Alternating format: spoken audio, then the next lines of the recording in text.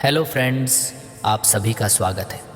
आज हम बात करने वाले हैं think less do more by Peter Hollins book के बारे में। कई बार हम किसी काम को शुरू ही नहीं कर पाते क्योंकि हमें लगता है कि हमें इसे परफेक्ट तरीके से करना चाहिए। ये सोच हमें जकड़ लेती है और हम सिर्फ सोचते रह जाते हैं लेकिन कुछ कर नहीं पाते। इसे ही इनर्शिया कहा जाता है, यानी जड़ता या ठहराव। इसका सबसे आसान इलाज ये है कि अपने स्टैंडर्ड्स को कुछ कम कर दिया जाए। सोचिए, जब आप कोई नई स्किल सीखना चाहते हैं, जैसे कि पेंटिंग या गिटार बजाना, तो अगर आप ये सोचेंगे कि पहली बार में ही आपको किसी प्रोफेशनल आर्टिस्ट जैसा बनना है, तो आप शायद कभी शुरू ही ना कर पाएँ।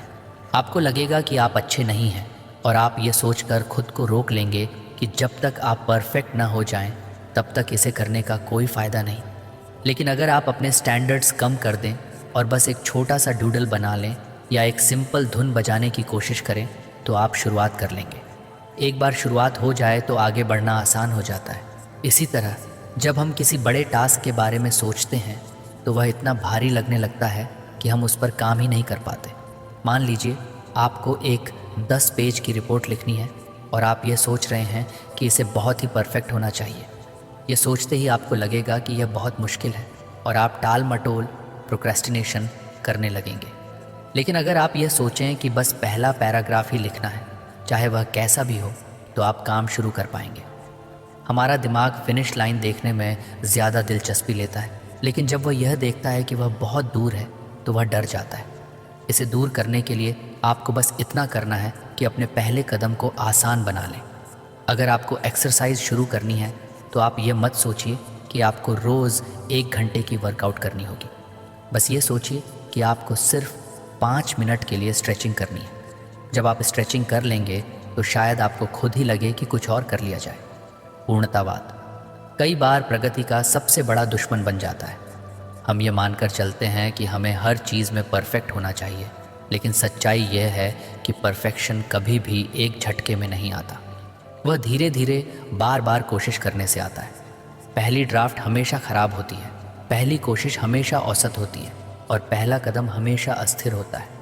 लेकिन अगर आप इसे स्वीकार कर लें और ख़ुद को यह अनुमति दें कि आप शुरुआत में औसत काम कर सकते हैं, तो आप इनर्शिया को हरा सकते हैं। सोचिए, जब कोई बच्चा चलना सीखता है तो क्या वह पहली बार में ही बिना गिरे दौड़ने लगता है? नहीं, वह गिरता है, फिर उठता है, फिर गिरता है और धीरे धीरे चलना सीखता है। अगर वह यह सोच ले कि जब तक वह बिना गिरे नहीं चल सकता तब तक वह कोशिश ही नहीं करेगा, तो वह कभी चल ही नहीं पाएगा। हमें भी यही माइंडसेट अपनाने की ज़रूरत है। कई बार हम सोचते हैं कि अगर हम कम स्टैंडर्ड्स रखेंगे तो हमारा काम बेकार होगा, लेकिन यह सही नहीं है। शुरुआत करना किसी भी टास्क का सबसे मुश्किल हिस्सा होता है और अगर आप उस हिस्से को आसान बना लें तो आगे का सफ़र खुद ही आसान हो जाता है। जब आप लिखना शुरू करते हैं तो आप धीरे धीरे एडिट कर सकते हैं। जब आप एक्सरसाइज शुरू करते हैं तो धीरे धीरे अपनी स्टैमिना बढ़ा सकते हैं। जब आप कोई नया बिजनेस शुरू करते हैं तो धीरे धीरे उसे सुधार सकते हैं। लेकिन अगर आप बस यह सोचते रहेंगे कि शुरुआत ही परफेक्ट होनी चाहिए, तो आप शायद कभी शुरुआत नहीं कर पाएंगे। इसलिए अगली बार जब भी आपको लगे कि आप किसी काम को करने के लिए बहुत ज़्यादा प्रेशर महसूस कर रहे हैं, तो बस अपने स्टैंडर्ड्स कुछ कम कर दीजिए। अपने टारगेट को छोटा बना दीजिए, काम को छोटे हिस्सों में तोड़ दीजिए और सबसे ज़रूरी बात, खुद को परफेक्ट होने का बोझ मत दीजिए। आपको केवल शुरुआत करनी है, चाहे वह शुरुआत कितनी भी छोटी क्यों ना हो। एक बार आप गति में आ गए तो इनर्शिया खुद ही खत्म हो जाएगा। अक्सर हम सोचते हैं कि किसी काम को करने के लिए पहले मोटिवेशन चाहिए। जब हमें मोटिवेटेड फील होगा तभी हम वह काम शुरू करेंगे, लेकिन सच्चाई इससे बिल्कुल अलग है। असल में मोटिवेशन का जन्म एक्शन से होता है। यानी अगर आप बिना मोटिवेशन के भी बस पहला कदम उठा लें तो धीरे धीरे आपको खुद ही मोटिवेशन मिलने लगेगा। जब आप किसी चीज़ को करने लगते हैं तो उसमें इन्वॉल्व हो जाते हैं और फिर आपका दिमाग खुद ही आपको आगे बढ़ने के लिए प्रेरित करने लगता है। मान लीजिए आपको एक लंबी बुक पढ़नी है, लेकिन आपको पढ़ने का मन नहीं कर रहा। आप सोच रहे हैं कि जब मुझे पढ़ने का मूड आएगा तब मैं इसे पढ़ूंगा। लेकिन अगर आप सिर्फ 2 पेज पढ़ने का एक्शन ले लें तो आपका दिमाग धीरे धीरे उस प्रोसेस में घुसने लगेगा और आपको खुद ही लगेगा कि कुछ और पढ़ लिया जाए। यही चीज़ किसी भी काम पर लागू होती है, चाहे वह एक्सरसाइज हो, पढ़ाई हो, काम हो या कोई नया स्किल सीखना हो। अगर आप शुरुआत कर लेंगे तो मोटिवेशन अपने आप आ जाएगा। मोटिवेशन की समस्या यह है कि यह एक अस्थाई टेम्पोरेरी चीज़ होती है। आप किसी मोटिवेशनल वीडियो या स्पीच से मोटिवेट हो सकते हैं, लेकिन वह मोटिवेशन ज़्यादा देर तक नहीं टिकता। इसलिए अगर आप सिर्फ मोटिवेशन के भरोसे रहेंगे तो आप कुछ ही दिनों में फिर से सुस्त महसूस करने लगेंगे। लेकिन अगर आप एक्शन लेने की आदत बना लें तो आप बिना मोटिवेशन के भी अपने टारगेट को अचीव कर सकते हैं। इसका सबसे अच्छा उदाहरण है वर्कआउट। बहुत से लोग सोचते हैं कि पहले उन्हें एक्सरसाइज करने का मूड आए, फिर वे जिम जाएंगे। लेकिन अगर वे सिर्फ 5 मिनट की स्ट्रेचिंग से शुरुआत कर लें तो उनका शरीर और दिमाग धीरे धीरे उसमें लग जाएगा और फिर उनका मन करेगा कि कुछ और एक्सरसाइज कर ली जाए। यही प्रिंसिपल हर चीज़ पर लागू होता है। जब आप किसी भी काम को करने लगते हैं तो आपकी एनर्जी उस ओर शिफ्ट होने लगती है और मोटिवेशन अपने आप पैदा होने लगता है। सोचिए कि आपने कभी पहले किसी काम को करने में बहुत आलस महसूस किया होगा, लेकिन जब किसी कारणवश आपने उसे शुरू कर दिया तो आपको मज़ा आने लगा। इसका कारण यही है कि एक्शन लेने के बाद आपका दिमाग उसी दिशा में काम करने के लिए ट्यून हो जाता है। कई बार हमें किसी काम की शुरुआत में बहुत बोर्डम महसूस होती है, लेकिन अगर हम इसे जारी रखते हैं तो वह चीज़ धीरे धीरे इंटरेस्टिंग लगने लगती है। यह साइकोलॉजिकल फैक्ट है कि जब हम किसी एक्टिविटी में इन्वॉल्व हो जाते हैं तो हमारा माइंड उसे कंप्लीट करने की दिशा में काम करने लगता है। इसका एक और बड़ा फ़ायदा ये होता है कि जब आप एक्शन लेना शुरू कर देते हैं तो आपके अंदर की संदेह, सेल्फ डाउट और अनिश्चितता, अनसर्टेनिटी भी धीरे धीरे कम होने लगती है। जब आप सिर्फ सोचते रहते हैं कि कोई काम मुश्किल है तो वह आपको और भी कठिन लगता है, लेकिन जब आप उसे करना शुरू कर देते हैं तो आपको महसूस होता है कि वह उतना मुश्किल नहीं था जितना आपने सोचा था। एक और इंटरेस्टिंग बात यह है कि एक्शन लेना आपकी सेल्फ इमेज को भी बदल सकता है। अगर आप सोचते हैं कि आप आलसी, लेज़ी इंसान हैं तो आप वैसे ही बिहेव करेंगे। लेकिन अगर आप सिर्फ 5 मिनट का एक्शन ले लें तो आप अपने बारे में नई स्टोरी क्रिएट कर सकते हैं। मैं एक ऐसा इंसान हूँ जो बिना मोटिवेशन के भी काम कर सकता है। ये सोचते ही आप और ज़्यादा करने के लिए तैयार हो जाते हैं। मोटिवेशन के लिए एक्शन ज़रूरी क्यों है? इसे समझने के लिए इसे साइकिल की तरह देख सकते हैं। जब आप कोई एक्शन लेते हैं तो आपको छोटा सा रिज़ल्ट मिलता है। ये रिज़ल्ट आपकी आत्मविश्वास, कॉन्फिडेंस को बढ़ाता है और फिर आपको और ज़्यादा करने की प्रेरणा मिलती है। धीरे धीरे यह मोटिवेशन बढ़ता जाता है और आप अपनी लाइफ में बड़े बदलाव ला सकते हैं। इसे और आसान भाषा में कहें तो अगर आप किसी काम को करने का मन नहीं होने के बावजूद उसे शुरू कर देंगे तो कुछ ही देर में आपको खुद ही उसमें इंटरेस्ट आने लगेगा। और जब आप बार बार ऐसा करने लगेंगे तो आपको मोटिवेशन का इंतज़ार करने की ज़रूरत ही नहीं पड़ेगी। आप एक्शन लेंगे और एक्शन से ही मोटिवेशन पैदा होगा। अक्सर हम जब भी रिस्क का नाम सुनते हैं तो हमारे दिमाग में डर पैदा होता है। हमें लगता है कि अगर हमने कोई बड़ा कदम उठाया और वह गलत साबित हुआ तो हम मुसीबत में पड़ सकते हैं। यही सोच हमें कई नए अवसरों से दूर रखती है। लेकिन असल में रिस्क सिर्फ खतरा नहीं है, बल्कि ग्रोथ का एक जरिया भी हो सकता है।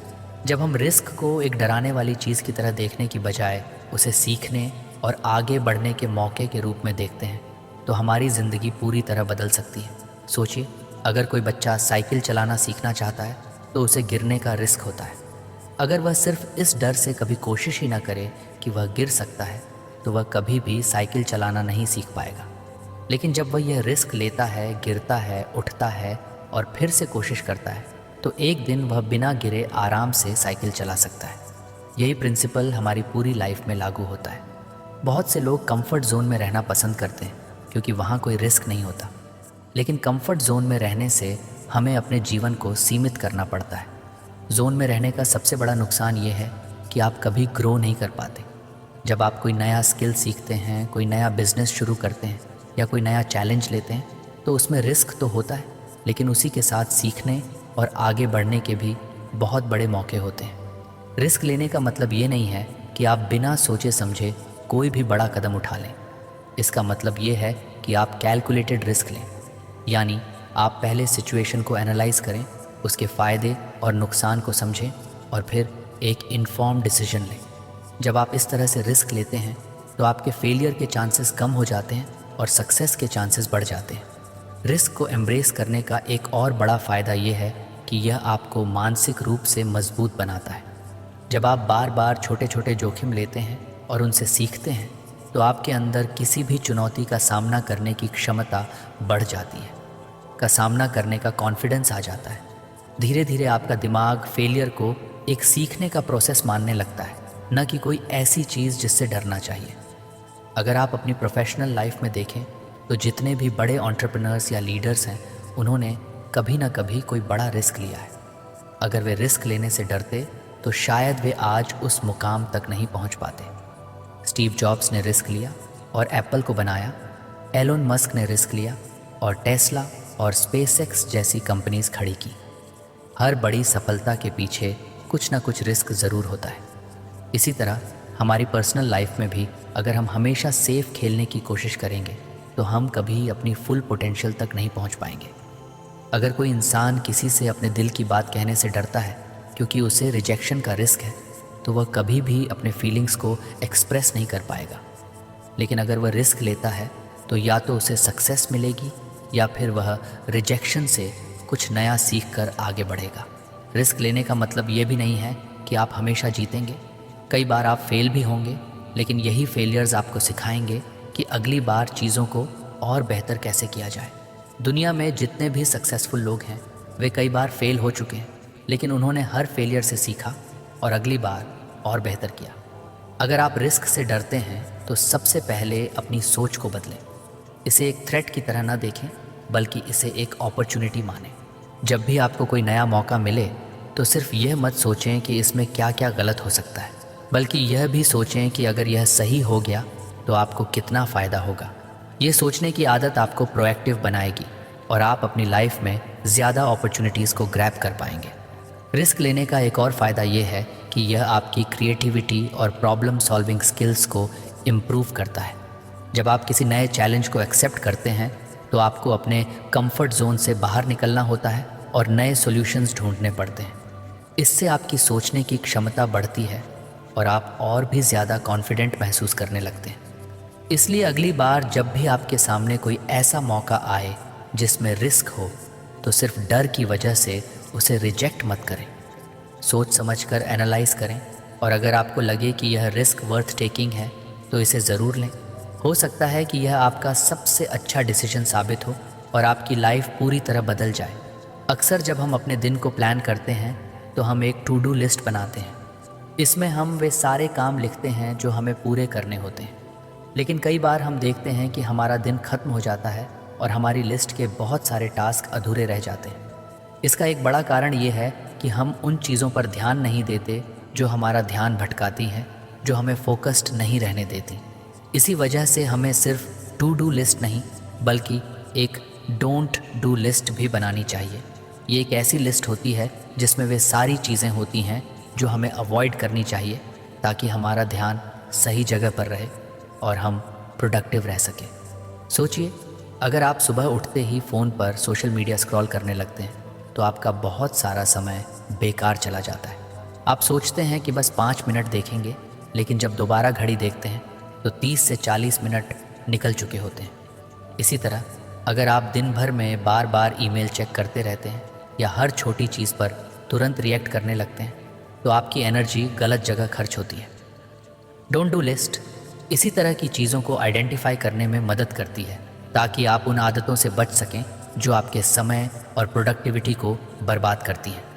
इस लिस्ट को बनाने के लिए सबसे पहले आपको यह देखना होगा कि दिन भर में कौन कौन सी एक्टिविटीज़ आपका ध्यान भटकाती हैं। क्या आप हर छोटी ब्रेक में अपना फ़ोन चेक करते हैं? क्या आप अनावश्यक बैठकों में बहुत ज़्यादा समय बर्बाद करते हैं? क्या आप बिना किसी प्लान के सोशल मीडिया पर बहुत ज़्यादा वक्त बिताते हैं? इन सब चीज़ों को नोट करें और इन्हें अपनी डोंट डू लिस्ट में डाल दें। इससे आपको यह साफ साफ समझ में आ जाएगा कि आपको किन चीज़ों से बचना है। डोंट डू लिस्ट का सबसे बड़ा फ़ायदा ये है कि यह आपको डिसिप्लिन सिखाती है। जब आपके पास ये स्पष्ट होता है कि आपको क्या नहीं करना है तो आप अपने इम्पॉर्टेंट कामों पर ज़्यादा ध्यान दे सकते हैं। मान लीजिए कि आपकी लिस्ट में लिखा है कि मैं सुबह 10 बजे से पहले सोशल मीडिया इस्तेमाल नहीं करूँगा। तो जब भी आपका मन करेगा कि फ़ोन उठाकर इंस्टाग्राम या ट्विटर देख लें, आपकी लिस्ट आपको याद दिलाएगी कि यह आपकी प्रायोरिटी में नहीं है। धीरे धीरे ये एक हैबिट बन जाएगी और आपकी प्रोडक्टिविटी बढ़ने लगेगी। बहुत से लोग सोचते हैं कि बस ज़्यादा मेहनत करने से सफलता मिलती है, लेकिन असल में स्मार्ट तरीके से काम करना ज़्यादा ज़रूरी है। अगर आप सिर्फ व्यस्त बिज़ी रहने की बजाय अपने समय का सही इस्तेमाल करें तो आप कम समय में ज़्यादा कर सकते हैं। डोंट डू लिस्ट आपको यह समझने में मदद करती है कि कौन से काम सिर्फ आपका समय बर्बाद कर रहे हैं और उनसे बचकर आप अपनी एनर्जी सही दिशा में लगा सकते हैं। इसे और बेहतर बनाने के लिए आप अपनी लिस्ट को समय समय पर अपडेट कर सकते हैं। हो सकता है कि शुरू में आपको लगे कि सिर्फ सोशल मीडिया आपका ध्यान भटकाता है, लेकिन कुछ हफ्तों बाद आपको महसूस हो कि बार बार अनावश्यक मीटिंग्स भी आपका बहुत समय ले रही हैं। ऐसे में आपको अपनी डोंट डू लिस्ट में यह भी जोड़ना होगा कि मैं बेकार की मीटिंग्स में शामिल नहीं होऊंगा। इसी तरह आप अपने अनुभव के आधार पर अपनी लिस्ट को रिफाइन करते रहें। एक और महत्वपूर्ण चीज़ ये है कि डोंट डू लिस्ट केवल डिस्ट्रैक्शन से बचने के लिए नहीं होती, बल्कि यह आपको इमोशनल और मेंटल क्लैरिटी भी देती है। कई बार हम ऐसे डिसीजंस लेते हैं जो हमारे लिए सही नहीं होते, सिर्फ इसलिए क्योंकि हमें आदत होती है कि हम ना नहीं कह पाते। अगर आपकी लिस्ट में यह लिखा हो कि मैं ऐसे कामों के लिए हाँ नहीं कहूँगा जो मेरे गोल्स से मेल नहीं खाते, तो ये आपको अननेसेसरी कमिटमेंट्स से बचाने में मदद कर सकता है। अगर आप किसी एंटरप्रेन्योर, राइटर या किसी भी क्रिएटिव फील्ड में हैं, तो यह लिस्ट और भी ज़्यादा महत्वपूर्ण हो जाती है, क्योंकि आपके लिए सबसे ज़रूरी चीज़ है डीप वर्क, यानी वह समय जब आप पूरी तरह से फोकस होकर अपना सबसे अच्छा काम कर सकें। लेकिन अगर आपका ध्यान बार बार छोटे छोटे डिस्ट्रैक्शन से भटकता रहेगा, तो आप कभी भी अपनी फुल पोटेंशियल तक नहीं पहुंच पाएंगे। डोंट डू लिस्ट आपको यह क्लैरिटी देती है कि कौन से काम आपको अवॉइड करने हैं, ताकि आप अपने सबसे ज़रूरी टास्क पर पूरा ध्यान लगा सकें। ये लिस्ट केवल प्रोफेशनल लाइफ के लिए नहीं, बल्कि पर्सनल लाइफ में भी बहुत काम आ सकती है। मान लीजिए कि आप अपनी हेल्थ को सुधारना चाहते हैं। अगर आपकी डोंट डू लिस्ट में यह लिखा हो कि मैं रात 11 बजे के बाद जंक फूड नहीं खाऊंगा, तो ये आपको सही चॉइसेस बनाने में मदद करेगा। अगर आप अपनी मेंटल हेल्थ पर ध्यान देना चाहते हैं, तो आप लिस्ट में यह जोड़ सकते हैं कि मैं ऐसे लोगों के साथ समय नहीं बिताऊंगा जो मेरी एनर्जी ड्रेन करते हैं। अंत में ये समझना ज़रूरी है कि जितना ज़रूरी क्या करना है ये तय करना है, उतना ही ज़रूरी यह तय करना भी है कि क्या नहीं करना है। हम सभी के पास 24 घंटे ही होते हैं, और अगर हम सही जगह अपनी एनर्जी लगाना सीख लें तो हम अपनी लाइफ में बड़ा बदलाव ला सकते हैं। एक छोटी सी डोंट डू लिस्ट बनाना एक आसान लेकिन पावरफुल तरीका है अपने दिन को बेहतर और ज़्यादा प्रोडक्टिव बनाने का। अगर आप इसे ईमानदारी से फॉलो करते हैं तो आप देखेंगे कि कैसे आपकी एफिशिएंसी, फोकस और ओवरऑल हैप्पीनेस बढ़ने लगती है। हमारी ज़िंदगी में हर दिन कई सारे काम होते हैं, कुछ ज़रूरी होते हैं तो कुछ कम ज़रूरी, लेकिन अक्सर ऐसा होता है कि हम उन कामों में उलझे रहते हैं जो उतने महत्वपूर्ण नहीं होते, और जो असल में हमारे लिए सबसे ज़्यादा मायने रखते हैं वे काम पीछे छूट जाते हैं। इसका कारण ये है कि हम अपनी प्राथमिकताओं, प्रायोरिटीज़ को सही तरीके से सेट नहीं कर पाते। यहीं पर बर्नर लिस्ट की ज़रूरत पड़ती है। ये एक ऐसा तरीका है जिससे आप अपने सबसे महत्वपूर्ण और कम महत्वपूर्ण कामों को अलग अलग रख सकते हैं, ताकि आपकी एनर्जी और अटेंशन सही दिशा में लगे। बर्नर लिस्ट का आइडिया यह है कि आप अपने टास्क को 2 हिस्सों में बांटें, फ्रंट बर्नर और बैक बर्नर। फ्रंट बर्नर में वे चीज़ें आती हैं जो आपकी सबसे बड़ी प्राथमिकता हैं, जिन पर आपको सबसे ज़्यादा ध्यान देना चाहिए। ये वे टास्क होते हैं जो आपके बड़े गोल्स को हासिल करने में मदद करते हैं। दूसरी तरफ बैक बर्नर में वे चीज़ें आती हैं जो ज़रूरी तो हैं, लेकिन फ़िलहाल उन पर ज़्यादा ध्यान देने की ज़रूरत नहीं है। ये वो काम हो सकते हैं जो आप बाद में कर सकते हैं या जो उतने क्रिटिकल नहीं हैं। सोचिए कि आप एक शेफ़ हैं और किचन में कई चीज़ें एक साथ बना रहे हैं। एक स्टोव पर कुछ पक रहा है जिसे लगातार चलाते रहना है ताकि वह ठीक से बने, यही आपका फ्रंट बर्नर है। वहीं कुछ चीज़ें धीमी आंच पर रखी हुई हैं जिन्हें समय आने पर देखा जा सकता है यही आपका बैक बर्नर है। ठीक इसी तरह जब हम अपनी लाइफ को इस तरीके से ऑर्गेनाइज करते हैं तो हम अपनी एनर्जी को सही जगह फोकस कर सकते हैं। अगर आप किसी बड़े प्रोजेक्ट पर काम कर रहे हैं तो वह आपका फ्रंट बर्नर टास्क होगा। लेकिन अगर आप साथ ही साथ कोई नई स्किल सीखना चाहते हैं या किसी नए आइडिया पर काम करना चाहते हैं तो वह बैक बर्नर पर जा सकता है।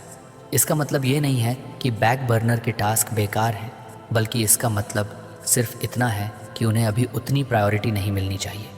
इससे आपका ध्यान भटकता नहीं है और आप सबसे ज़रूरी चीज़ों पर फोकस कर पाते हैं। बर्नर लिस्ट को अपनाने का सबसे बड़ा फ़ायदा ये है कि यह डिसीजन मेकिंग को आसान बना देती है। जब भी कोई नया टास्क सामने आता है तो आप तुरंत तय कर सकते हैं कि वह किस बर्नर पर जाना चाहिए। इससे आपका दिमाग क्लटर फ्री रहता है और आप ज़रूरी चीज़ों को मिस नहीं करते। इसका दूसरा फ़ायदा ये है कि यह आपको मल्टीटास्किंग से बचाता है। अक्सर लोग एक साथ कई काम करने की कोशिश करते हैं और नतीजा ये होता है कि वे किसी भी काम को अच्छे से पूरा नहीं कर पाते।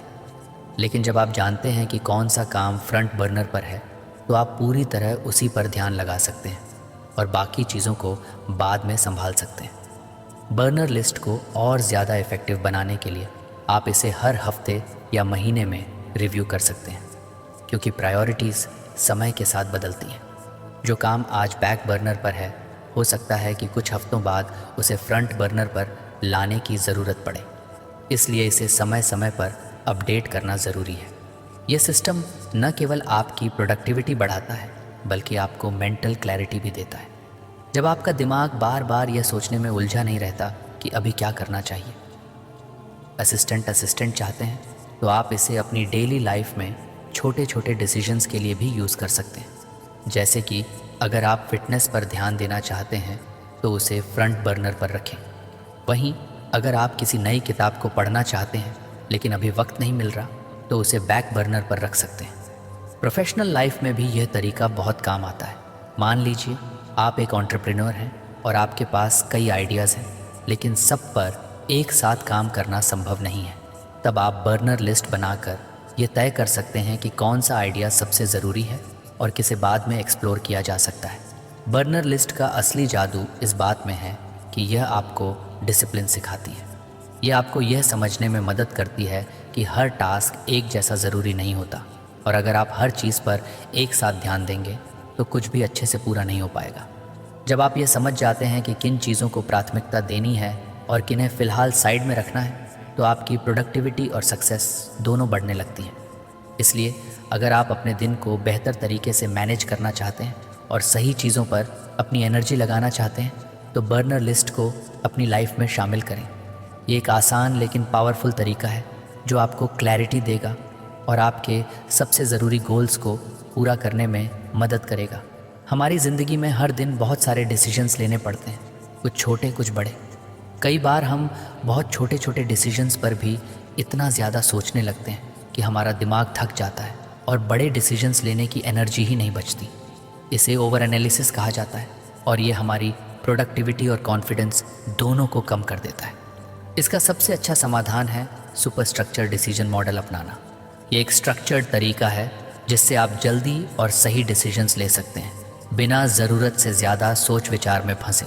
सोचिए कि अगर हर बार आपको ये सोचना पड़े कि आपको सुबह क्या पहनना है, क्या नाश्ता करना है या किस ईमेल का जवाब पहले देना है, तो आपका दिमाग इन छोटे छोटे डिसीजंस में ही उलझ जाएगा। यही कारण है कि कई सक्सेसफुल लोग अपने रोज़मर्रा के डिसीजंस को सिंप्लीफाई कर देते हैं। उदाहरण के लिए स्टीव जॉब्स और मार्क जुकरबर्ग हमेशा एक जैसा कपड़ा पहनते थे ताकि उन्हें हर दिन इस बारे में डिसीजन न लेना पड़े।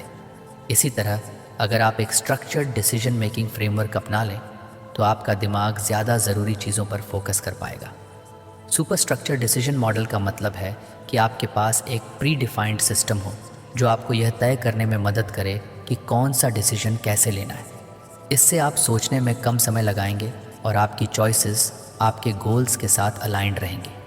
ये मॉडल ख़ास तौर पर उन लोगों के लिए बहुत फ़ायदेमंद है जो अक्सर डिसीजन पैरालिसिस का शिकार हो जाते हैं, यानी जब बहुत सारे ऑप्शंस होते हैं और हम ये तय ही नहीं कर पाते कि कौन सा सही है।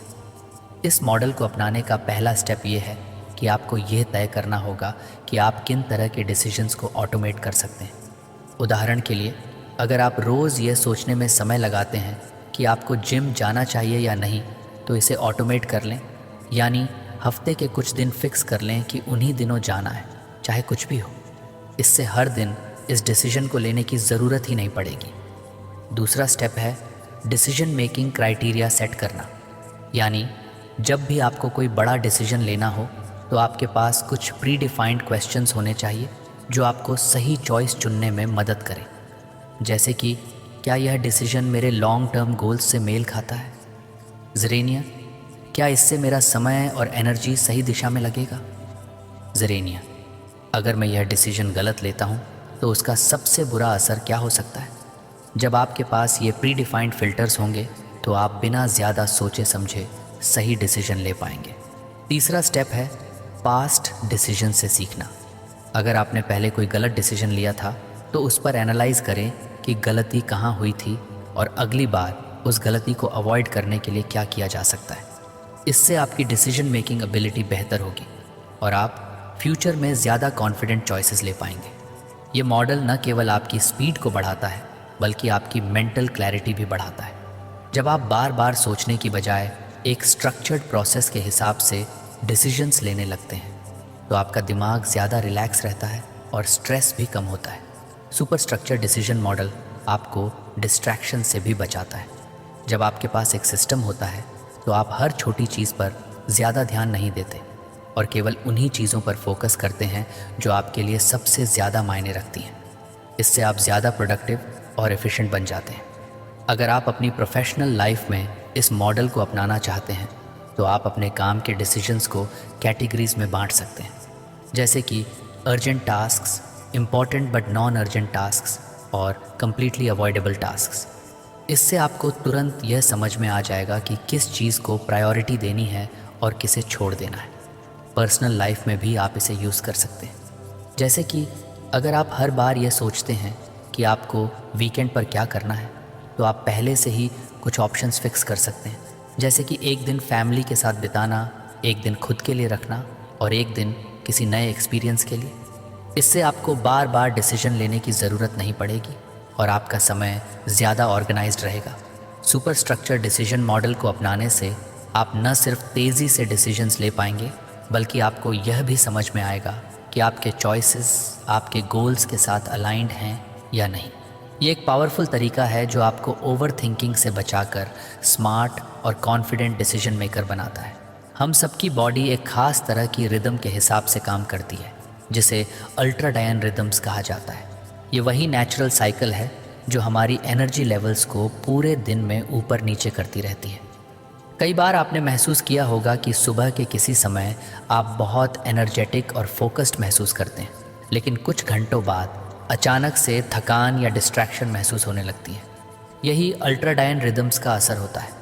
अगर हम इस नेचुरल एनर्जी साइकिल को समझकर अपने काम का स्केड्यूल बनाएं तो हम अपनी प्रोडक्टिविटी को कई गुना बढ़ा सकते हैं। अक्सर लोग ये गलती करते हैं कि वे पूरे दिन एक ही तरह की एनर्जी एक्सपेक्ट करते हैं। वे सोचते हैं कि अगर वे सुबह 9 बजे से शाम 6 बजे तक लगातार काम करेंगे तो उनका आउटपुट हमेशा एक जैसा रहेगा, लेकिन ऐसा नहीं होता। हमारी बॉडी हर 90 से 120 मिनट के साइकिल में काम करती है, यानी लगभग 1.5 से 2 घंटे के बाद हमारी एनर्जी धीरे धीरे कम होने लगती है और हमें एक छोटे ब्रेक की ज़रूरत होती है। अगर हम इस नेचुरल साइकिल के हिसाब से काम करें तो हम ज़्यादा प्रोडक्टिव और कम थके हुए महसूस करेंगे। सोचिए, अगर आप अपने हाईएस्ट एनर्जी लेवल के समय सबसे ज़रूरी और डिमांडिंग टास्क्स करें तो आपका काम कितना एफिशिएंट हो जाएगा। और जब आपकी एनर्जी लो हो तो आप ऐसे काम करें जो ज़्यादा दिमागी मेहनत नहीं मांगते, जैसे कि ईमेल्स चेक करना, मीटिंग्स अटेंड करना या प्लानिंग करना। इस तरह आप अपने शरीर की नेचुरल रिदम के साथ काम करेंगे, न कि उसके खिलाफ। इसका सबसे अच्छा तरीका ये है कि आप अपने एनर्जी पैटर्न्स को ऑब्जर्व करें। एक हफ्ते तक ध्यान दें कि दिन के किस समय आप सबसे ज़्यादा एनर्जेटिक और फोकस्ड महसूस करते हैं और किस समय आपको सुस्ती या डिस्ट्रैक्शन महसूस होती है। इससे आपको पता चलेगा कि आपकी पीक फू मानसू हॉर्स कौन से हैं। जब आपको अपने पीक हॉर्स का पता चल जाए तो उन घंटों में सबसे क्रिटिकल काम करें, वह काम जो सबसे ज़्यादा कंसंट्रेशन और क्रिएटिविटी मांगता है। जैसे कि अगर आप राइटर हैं तो अपनी राइटिंग सुबह के हाई एनर्जी आवर्स में करें। अगर आप किसी स्ट्रैटेजी या प्लानिंग पर काम कर रहे हैं तो इसे भी अपने पीक टाइम में रखें। दूसरी तरफ जब आपकी एनर्जी नेचुरली लो होती है तो उस समय लाइट टास्क्स करें, जैसे कि कॉल्स, ईमेल्स या कैजुअल डिस्कशंस। बहुत से लोग ये सोचकर गिल्ट महसूस करते हैं कि वे पूरे दिन लगातार हाई एनर्जी पर काम नहीं कर पाते, लेकिन असल में ऐसा करना पॉसिबल ही नहीं है। दुनिया के सबसे प्रोडक्टिव लोग भी ब्रेक्स लेते हैं और अपने शरीर की नेचुरल एनर्जी के हिसाब से काम करते हैं। जब आप इस बात को समझ लेते हैं कि आपकी बॉडी कैसे काम करती है तो आप स्मार्ट तरीके से अपने काम को ऑर्गेनाइज कर सकते हैं। अल्ट्राडाइन रिदम्स को अपनाने का एक और बड़ा फ़ायदा ये है कि इससे बर्नआउट से बचा जा सकता है। जब हम बिना रुके लगातार काम करते हैं तो हमारी एनर्जी पूरी तरह ख़त्म हो जाती है और हम जल्दी थक जाते हैं। लेकिन अगर हम अपने एनर्जी साइकिल्स को ध्यान में रखकर सही समय पर ब्रेक लेते हैं तो हमारी एफिशिएंसी बनी रहती है और हम लंबे समय तक हाई परफॉर्मेंस पर काम कर सकते हैं। अगर आप इस अप्रोच को अपनी लाइफ में अप्लाई करना चाहते हैं तो सबसे पहले अपने डेली स्केड्यूल को कुछ फ्लेक्सिबल बनाइए। ज़रूरी नहीं कि आप हर समय एक जैसा परफॉर्म करें। आपको बस ये समझना है कि कौन से घंटे आपके सबसे प्रोडक्टिव होते हैं और कौन से घंटे आपको रिलैक्स करने के लिए चाहिए। उदाहरण के लिए, अगर आपको सुबह 10 से 12 बजे के बीच सबसे ज़्यादा एनर्जी महसूस होती है तो उस समय सबसे इम्पॉर्टेंट और चैलेंजिंग काम करें। फिर 12 से 12:30 तक एक छोटा ब्रेक लें, वॉक करें, पानी पिएं या कुछ देर आराम करें। इसके बाद दोबारा काम पर लौटें, लेकिन अब लाइट टास्क्स को प्रायोरिटी दें। ये छोटी छोटी चीज़ें आपकी प्रोडक्टिविटी में बहुत बड़ा बदलाव ला सकती हैं। ये सिर्फ टाइम मैनेजमेंट नहीं बल्कि एनर्जी मैनेजमेंट का तरीका है। जब आप अपने अल्ट्राडियन रिदम्स के हिसाब से काम करना शुरू करेंगे तो आप पाएंगे कि आप पहले से कम एफर्ट में ज़्यादा काम कर पा रहे हैं और आपका दिमाग ज़्यादा फ्रेश और फोकस्ड महसूस कर रहा है। हमारी बॉडी एक नेचुरल रिदम के हिसाब से काम करती है जिसे अल्ट्राडाइन रिदम्स कहते हैं। ये हमारे एनर्जी लेवल्स को पूरे दिन कंट्रोल करता है। कभी आपने नोटिस किया होगा कि एक समय पर आप सुपर फोकस्ड होते हैं, लेकिन कुछ घंटों बाद आपको थकान या डिस्ट्रैक्शन महसूस होने लगती है। ये इसी रिदम का असर है। अगर हम इसे समझकर अपने काम का सही स्केड्यूल बनाएं तो हम ज़्यादा प्रोडक्टिव बन सकते हैं। अक्सर लोग ये सोचते हैं कि पूरे दिन एक जैसी एनर्जी बनी रहेगी, लेकिन ऐसा नहीं होता। हमारी बॉडी हर 90 से 120 मिनट के एक साइकिल में काम करती है, यानी 1.5-2 घंटे बाद हमारी एनर्जी नेचुरली कम होने लगती है और हमें ब्रेक की ज़रूरत होती है। अगर हम इस नेचुरल साइकिल के हिसाब से काम करें तो हम कम एफर्ट में ज़्यादा काम कर सकते हैं। इसका सबसे अच्छा तरीका है कि आप अपने एनर्जी पैटर्न्स को ऑब्जर्व करें। दिन के कौन से घंटे आपकी पीक परफॉर्मेंस के हैं और कब आपको थकान महसूस होती है, यह समझें। फिर अपने हाई एनर्जी टाइम में सबसे ज़रूरी काम करें, वह जो सबसे ज़्यादा फोकस और क्रिएटिविटी मांगता है। जब एनर्जी लो हो तो ईमेल्स, मीटिंग्स, कैजुअल टास्क्स को उस समय करें। बहुत से लोग गिल्ट महसूस करते हैं कि वे पूरे दिन हाई परफॉर्मेंस पर काम नहीं कर पाते, लेकिन स्मार्ट वर्क यही है कि आप अपने बॉडी रिदम के साथ काम करें, न कि उसके खिलाफ। दुनिया के सबसे प्रोडक्टिव लोग भी ब्रेक्स लेते हैं और सही समय पर सही काम करते हैं। इसका एक बड़ा फ़ायदा यह भी है कि आप बर्नआउट से बचते हैं। अगर आप बिना रुके लंबे समय तक काम करेंगे तो आपकी एनर्जी जल्दी ख़त्म हो जाएगी, लेकिन अगर आप अल्ट्राडियन साइकिल्स को फॉलो करके सही समय पर ब्रेक लेंगे तो आप एफिशिएंट बने रहेंगे।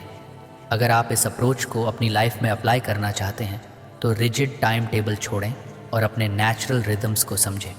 जब आप हाई एनर्जी मोड में हो तो चैलेंजिंग टास्क्स करें और जब एनर्जी लो हो तो लाइट टास्क्स करें। 30 मिनट के छोटे ब्रेक लेने से भी फोकस और एफिशिएंसी बनी रहती है। ये टाइम मैनेजमेंट नहीं, एनर्जी मैनेजमेंट है। जब आप अपने अल्ट्राडियन रिदम्स के हिसाब से काम करना शुरू करेंगे तो आप पाएंगे कि पहले से कम एफर्ट में ज़्यादा काम हो रहा है और आपका माइंड ज़्यादा फ्रेश और फोकस्ड महसूस कर रहा है। तो फ्रेंड्स, ये थी हमारी आज की बुक समरी। आपको कैसी लगी कमेंट करके ज़रूर बताएं और धन्यवाद आपका समरी एंड तक सुनने के लिए।